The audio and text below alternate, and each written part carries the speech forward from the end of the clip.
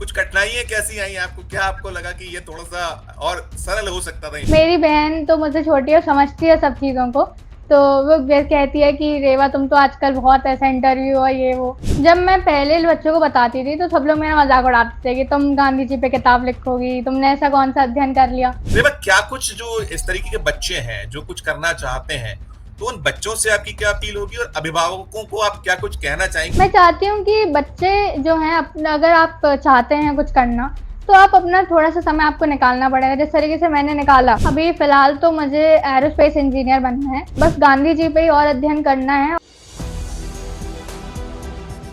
नमस्कार, मैं हूं संजीव श्रीवास्तव। आप देख रहे हैं 4 पीएम न्यूज नेटवर्क। दोस्तों, आज बात कुछ अलग तरह की करने जा रहा हूं। राजनीति से कुछ अलग है, पृथक है। कुछ अल्पायु में कोई असाधारण काम कर लिया जाए तो उसकी चर्चा होती है, और काम भी उस महात्मा पर जिसने दुनिया को राह दिखलाई हो, और कुछ 150 साल से ज्यादा समय बीत जाने के बाद भी उनके आदर्श दुनिया, देश और दुनिया के लिए जो एक पथ प्रदर्शक बने हुए हों, उस पर बात। और शायद मुझे लगता है आपने ठीक पहचाना है, बिल्कुल ठीक पहचाना है। मैं बात कर रहा हूं बापू की, मोहनदास करमचंद गांधी जी की, अहिंसा के उस पुजारी जिसने भारत को आजादी दिलाई, हम सीधे सीधे कह सकते हैं। और मुझे लगता है बापू को लेकर इससे ज्यादा भूमिका की आवश्यकता नहीं होगी। सब देश और दुनिया उनके बारे में भिज्ञ है, जानती है, और उससे ज्यादा बात करना शायद सूर्य को दिया दिखाने जैसा हो जाएगा। और मैं सीधे अब विषय पर आ जाता हूं। 13 वर्ष की एक नन्ही बिटिया है, रेवा। रेवा ने भी कुछ ऐसा ही एक असाधारण सा कार्य किया है। और रेवा ने बापू को अपने नजरिए से पेश किया है। 13 वर्षीय जो बिटिया है, इसने 13 अध्यायों वाली एक पुस्तक बापू की डगर को लिखा है। और इस पुस्तक का विमोचन हाल ही में, अभी जो हिंदी दिवस गया है, हम 14 सितंबर को हिंदी दिवस मनाते हैं, भोपाल में उस पुस्तक का विमोचन हुआ है। और लब्ध प्रतिष्ठित साहित्यकार, चिंतक, विश्लेषक डॉक्टर विजय बहादुर सिंह जी, डॉक्टर ज्ञान चतुर्वेदी साहब और श्री देवनाथ द्विवेदी जी ने ये विमोचन पुस्तक का करते हुए रेवा के प्रयास को जमकर सराहा है।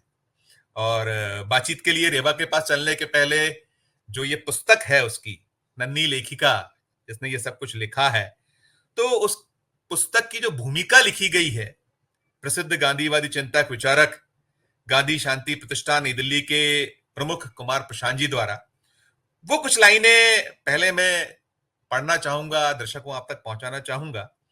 उन्होंने जो भूमिका में कुछ जो लाइनें लिखी हैं, जो बहुत एक, कह सकते हैं कि पूरा का पूरा उसमें एक सागर उमड़ता है गांधी जी को लेकर। जो बातें होती हैं उसी से संबंधित एक है कि गांधी जी के जीवन के बारे में कोई क्या लिख सकता है। नए की सारी संभावना तो 30 जनवरी 1948 को 3 गोलियों से खत्म हो गई थी।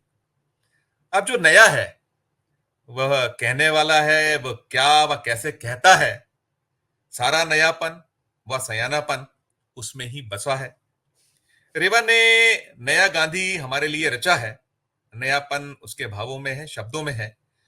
तो चलेंगे हम सीधे सीधे रेवा के पास, उसको पहले जोड़ेंगे। रेवा, आपका बहुत बहुत स्वागत है। एक आपको बहुत बहुत पुनः हम शुभकामनाएं, बधाई देंगे। आपने एक बहुत अल्प आयु में एक ऐसा काम किया है जिसकी चर्चा है, तो हमने कहा आपसे जी। बात करें, और सारी की सारा जो कैसे आपको ये सब कुछ मन में आया, क्या आया, उस सब पे बात करें। लेकिन सबसे पहले मैं चाहूंगा कि दर्शकों को आप अपना पूरा परिचय दीजिएगा, फिर हम इससे और आगे बात करते हैं। बताइए आप।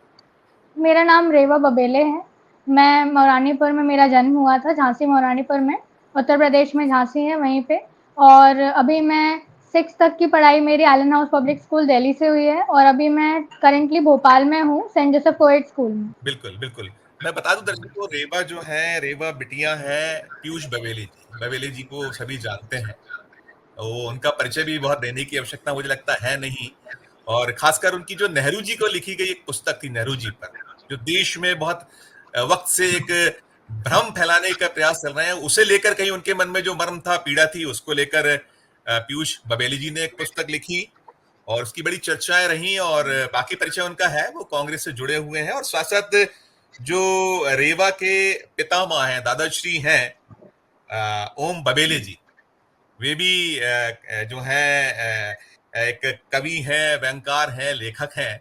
और संयोगवश ये जो पुस्तक जिसका मैं जिक्र अभी रेबा की पुस्तक का करने जा रहा हूँ, तो दादाजी और जो पोती है उनकी पुस्तक साथ साथ आई है। और दादाजी जो हैं उन्होंने कामना से काल हारा, ये पुस्तक उन्होंने लिखी है, और विमोचन दोनों का साथ साथ हुआ था। और यही था कि दादा पोती की पुस्तक साथ साथ जो मैं बता रहा था, और उनकी पुस्तक पे जरूर कभी बात करूंगा, बहुत शानदार उन्होंने भी लिखा है। तो लेकिन अभी बात सिर्फ रेवा पे।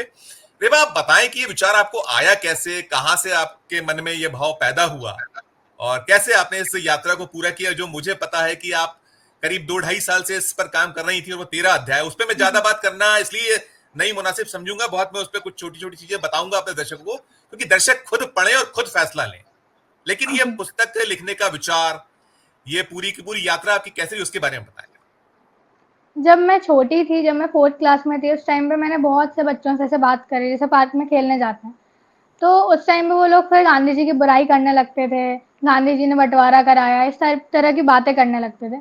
तो उस समय मुझे लगा कि ये तो मेरे अध्ययन में कभी नहीं आया कि गांधी जी ने कोई बँटवारा कराया, तो मैंने उसके बाद कुछ किताबें पढ़ी। जैसे सोपान जोशी जी की 2 किताबें थी, बापूजी एक सत्याग्रह वाली जो गांधी जी की किताब है, सत्य के प्रयोग कहानी जो उनकी किताब है, वो मैंने पढ़ी। तो उसके बाद मैंने सोचा कि मैं चाहती हूँ कि लोगों को पता चले कि सच्चाई क्या है, और खासकर कि बच्चों को पता चले, क्योंकि आज की पीढ़ी को अगर पता चलेगा तभी हमारी कल की जनरेशन जो है समझेगी गांधी जी को। इसीलिए मैंने ये किताब लिखी।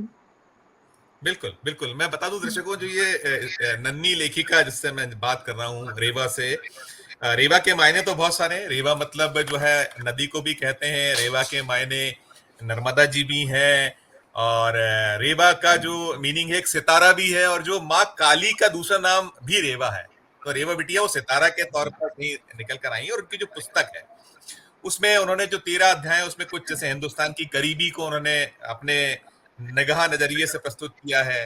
उन्होंने घर में सत्याग्रह है, जिम्मेदारी का सबक, जात पात के खिलाफ, गांधी या रियल हीरो, ऐसे अलग अलग चैप्टर्स हैं। 13 चैप्टर्स है, रूम नंबर 13, एक शहीद, गजब की दया, तो तमाम है। और मैं यही चाहूंगा दर्शकों से कि आप जरूर, ये अमेज़न पर उपलब्ध है, इसे देखिएगा, पढ़िएगा। और चूंकि जो ये जिन साहित्यकारों ने, चिंतक विश्लेषकों ने उसका विमोचन किया, उन्होंने सराहा है बहुत, मैंने भी पढ़ी है, बहुत अच्छी पुस्तक है और अच्छा एक नजरिया। और जो रेवा कह रही हैं कि बच्चों में जाना चाहिए, अभी हम जिस दौर में हैं उसमें टीवी भी है, उसमें बहुत सारा वो है। और खास बात यह है कि बड़ी कम उम्र से, जिस दौर में वो गुड्डे गुड़िया का खेल का दौर होता है, उस दौर को छोड़कर उस खेल कूद के वक्त को अलग कर कर और अपनी पढ़ाई के साथ साथ कुछ एक अलग रच देना, तो ये असाधारण है।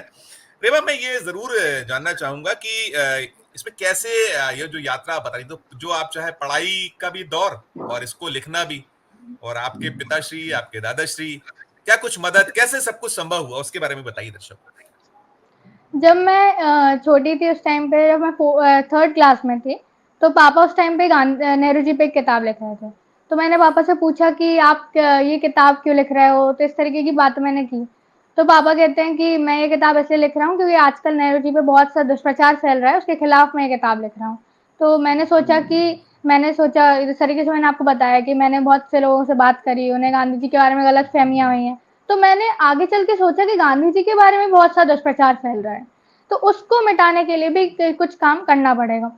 तो मैंने तब उस समय क्या किया कि बहुत मैंने किताबें पढ़ी, और फिर उस टाइम पे टाइम तो नहीं मिलता है जैसे लिखने का, लेकिन 8th की छुट्टियों में फिर मैंने ये किताब पूरी कर ली थी। बिल्कुल बिल्कुल, तो जो पापा जी या दादाश्री, सबने कभी कुछ ये तो नहीं रहा कि अभी पढ़ाई का वक्त है, ये अभी इसको तुम करोगी तो ज्यादा हाँ। तुम्हारा वक्त खराब होगा, इस तरह की कुछ ताकीद मिली होगी, कुछ कैसे जी, सब कुछ जी। हुआ, किसने किसने मदद कैसे हुई और किसने प्रोत्साहित किया, वो उसके बारे में बताएं दर्शकों को। दादाजी ने तो ऐसा नहीं कहा कि मतलब नहीं लिखो, या लेकिन पापा ने बहुत बार ऐसा बोला कि मत लिखो, अभी तुम्हारी उम्र नहीं है, और तुम्हें कुछ पढ़ लेना चाहिए। तो उस तरीके से फिर चीज़ें आई, लेकिन मैंने सोच लिया था तो लिखना था, तो लिखना था। तो आपके जो साथी हैं, सहयोगी, आपके जो चाहे क्लासमेट हों, आपकी जो टीचर्स हों, उनकी तरफ से कैसा क्या निकल कर आया, उनकी क्या वो रही, आप जब उनको पता चला होगा, आप पहले नहीं बताया हो तो अब बाद में तो पता चल गया, तो दोनों पहले का एक दृश्य और अब बाद में जब आपकी पुस्तक आ चुकी है बाजार में, लोगों ने उसको पढ़ना शुरू कर दिया है, आपको अलग अलग प्रतिक्रियाएं भी मिल रही होंगी, अब क्या दोनों में स्थिति क्या थी पहले और अब क्या है? जब मैं पहले बच्चों को बताती थी तो सब लोग मेरा मजाक उड़ाते थे कि तुम गांधी जी पे किताब लिखोगी, तुमने ऐसा कौन सा अध्ययन कर लिया। तो उस समय फिर मैंने उनसे कहा कि मैं तो लिखूंगी और जब आएगी तब तुम लोग पढ़ना। तो उस समय उन्हें लगा कि गांधी जी पे लिखने की क्या जरूरत थी, गांधी जी ने कौन सा हमारे देश के लिए बहुत महान काम कर दिए। तो इस फिर उससे मुझे लगा कि और ज्यादा किताब लिखने की जरूरत है। तो और फिर टीचर को तो मैंने पहले से नहीं बताया था। जब किताब छप गई तो मैं उन्हें डायरेक्ट टीचर को देने गई। तो उन्होंने कहा कि बहुत ही अच्छा काम किया तुमने, और इस तरीके से फिर उन्होंने मुझे बहुत ज़्यादा कांग्रेचुलेट किया। तो दोनों का सामंजस्य आपने कैसे बिठाया कि आप पढ़ाई का भी लिए वक्त निकाल पाना और जी। इसके लिए निकाल पाना कैसे, क्योंकि ये बहुत सारे बच्चों के लिए प्रेरणा का भी एक वो है, प्रेरणा पुंज है आप, क्योंकि बहुत सारे हैं आज के दौर में बच्चे जो कुछ अलग भी करना चाहते हैं, और अब लिखने पढ़ने का दौर भी पुनः शुरू हुआ है, लोग लिख भी रहे हैं, पढ़ भी रहे हैं, और बच्चों में ये एक भावना जागृत हुई है पुनः, वो इस टीवी के दौर में, जी। इस कंप्यूटर के युग में, और ये जो इंटरनेट और तमाम के बीच में बहुत सारे लोग हैं, तो उस पर बताइएगा थोड़ा सा। जब मैं छोटी थी तो उस टाइम पे तो जब पढ़ाई का उतना नहीं रहता था। 8th क्लास में जब मैंने 7th क्लास कर ली तो उसके बाद 8th की जो छुट्टियां मिलती हैं शुरू की, तो उस टाइम हम किसी वेकेशन में भी नहीं गए। और मेरा काफ़ी दिनों से मैं चाहती थी किताब को लिखना, तो मैंने सोचा कि इसी टाइम पे मैं अपनी किताब को पूरा कर लूँगी, क्योंकि उस टाइम पे कोई पढ़ाई भी नहीं करनी थी। तो उस टाइम पे फिर मैंने अपनी पूरी किताब को उस टाइम पे ही कंप्लीट कर लिया, और फिर 8th की इन छुट्टियों में कंप्लीट हो गई और 9th तक वो पब्लिश हो गई। आपके शायद छोटे भाई लोग हैं, है ना? आप सबसे बड़ी हैं जी। आप घर में? जी। तो उन लोगों का जी। क्या था, आप जब करती थी तो कोई डिस्टर्ब करने जैसा, या आपको उन लोग का क्या पापा जी का सहयोग प्राप्त हुआ, दादाजी ने आपको प्रोत्साहित किया और परिजनों ने आपको एक प्रोत्साहित किया होगा, तो भाई बहन कैसे क्या वो रहता था उनका? और अब अचानक रेवा बहुत बड़ी हो गई है, रेवा एक अलग उन्होंने अपना एक उसको छू लिया है, तो अब कैसा है दोनों जी, दौर में? मेरी बहन तो मुझसे छोटी है और समझती है सब चीज़ों को, तो वो कहती है कि रेवा तुम तो आजकल बहुत ऐसा इंटरव्यू और ये वो, तो इस तरीके की चीज़ें आती हैं। लेकिन वो भी उसने मेरा बहुत सहयोग किया, उसने परेशान नहीं किया। और मेरा भाई है वो तो बहुत छोटा है, उसको समझ में भी नहीं आता कुछ। तो वो कहता है कि अच्छा रेवा तुमने किताब लिखी है, फिर वो देखेगा उसको पढ़ेगा, पढ़ना उसे आता नहीं है तो वो कुछ भी उसमें पढ़ता है।